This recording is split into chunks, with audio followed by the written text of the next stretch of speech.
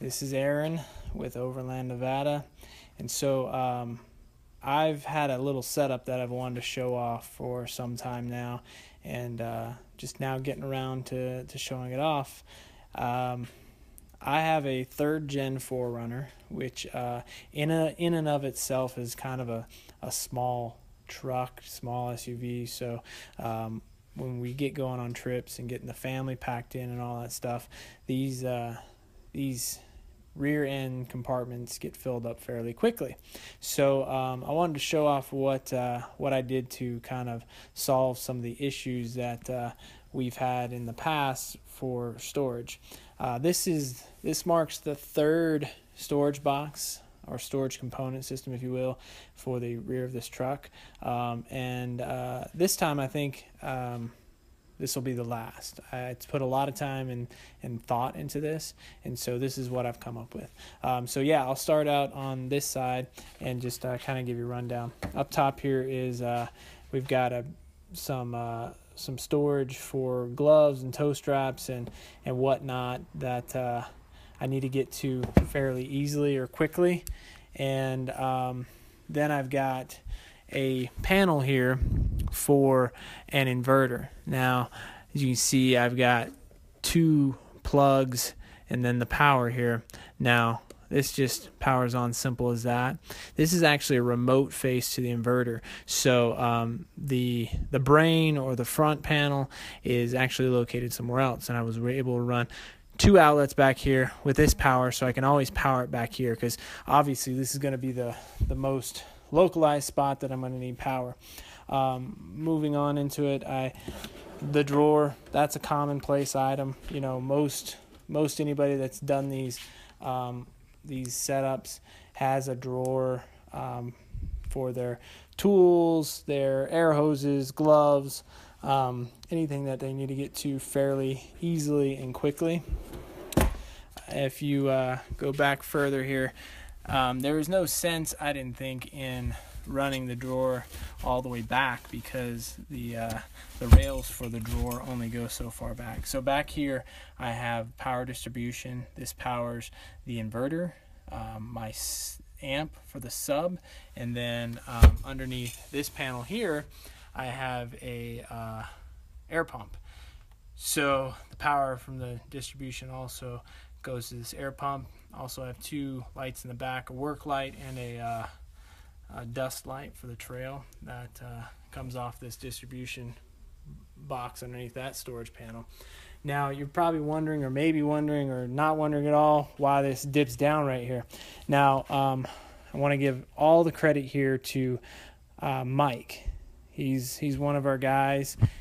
You can find him if you ever want to follow somebody that's worth following. You can find him on Instagram at Nevada 4Wheelin' with no G. He has some great insight, great ideas. But this sits down so that when I place my cooler in here, all I need to do is lift the lid. I don't have to pull the cooler out so that I can get to the stuff inside the cooler. I just have to lift the lid, and it lifts up to a place where I can access and get anything out that I need. I even though I like space and I like organization, I like music too. So I had to somehow figure out how to get a sub in here without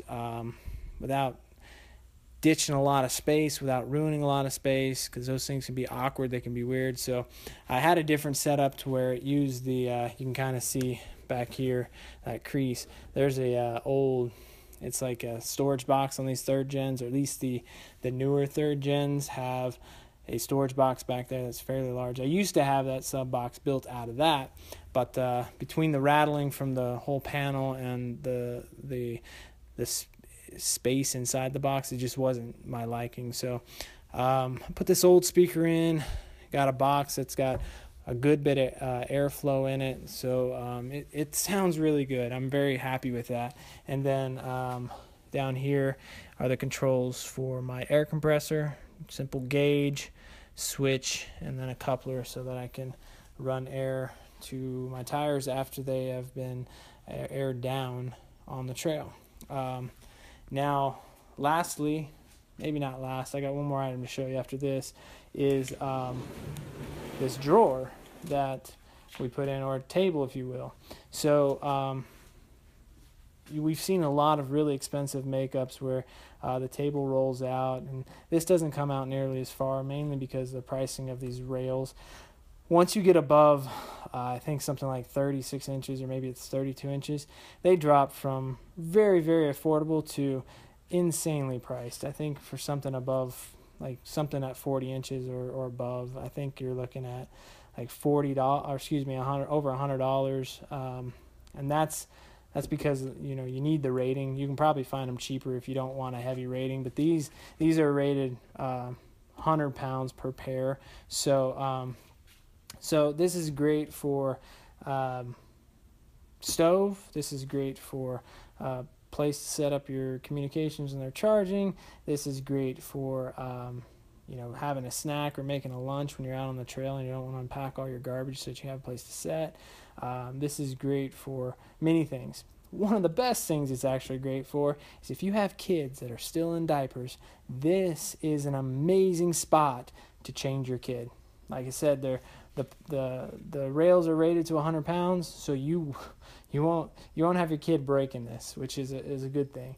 All disclosure and warnings or whatever, don't leave your kid unattended on these tables if you decide to do one yourself, because OSHA and MSHA did not regulate this. They will fall off. So one of my favorite parts about this table is I actually built a compartment in underneath it so that I can store tools that would otherwise take up just awkward space.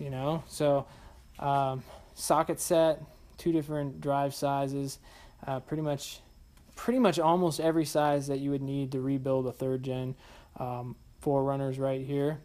The things that I would need otherwise, like a hub axle socket, some specific size Allen keys, and some specific size sockets for the drain plugs and diff plugs, wheel locks so I can get my spare tire off if I ever need to out on the trail, stuff like that. Stuff that I just want put away. And it just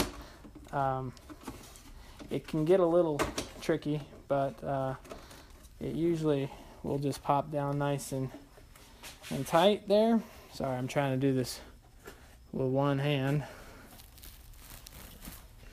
A minute. There we go. So it pops down back flush. It all sits in there nice and tight, and then it sits there nice and tight. So I'm super happy with that. It's turned out really, really nice. Probably a little better than I expected.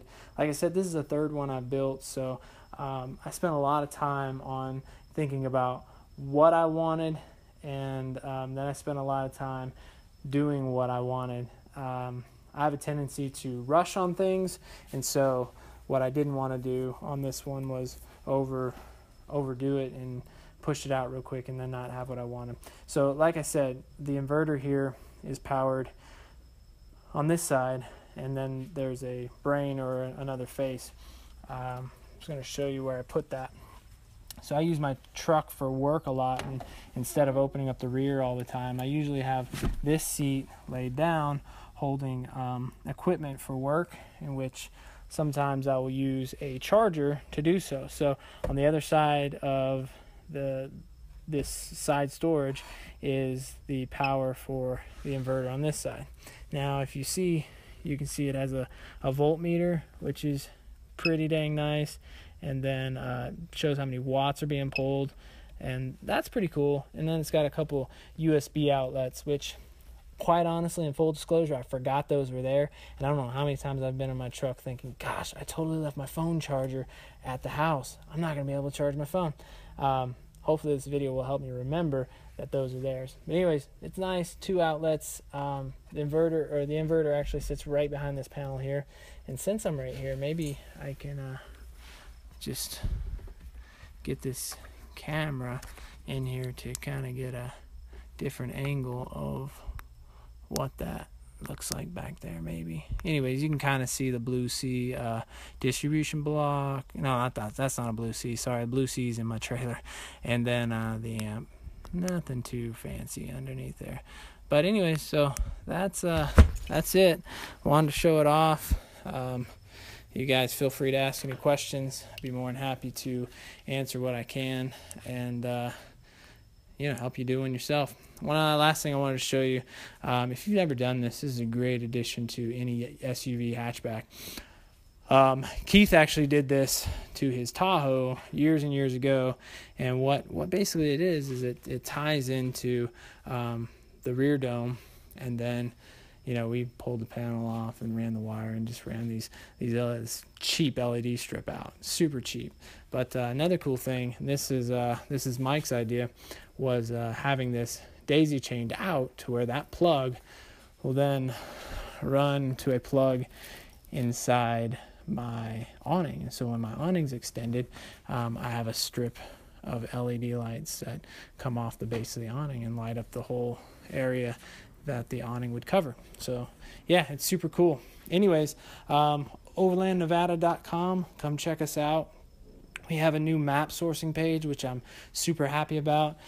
Basically, it's going to source all the locations, all the KML files that we've put together on our trips for you guys to have for free. We also have a gallery page, which has a bunch of our photographs, including stuff like this. So yeah, if you're here on YouTube looking at this video, check us out, overlandnevada.com. Thanks, guys.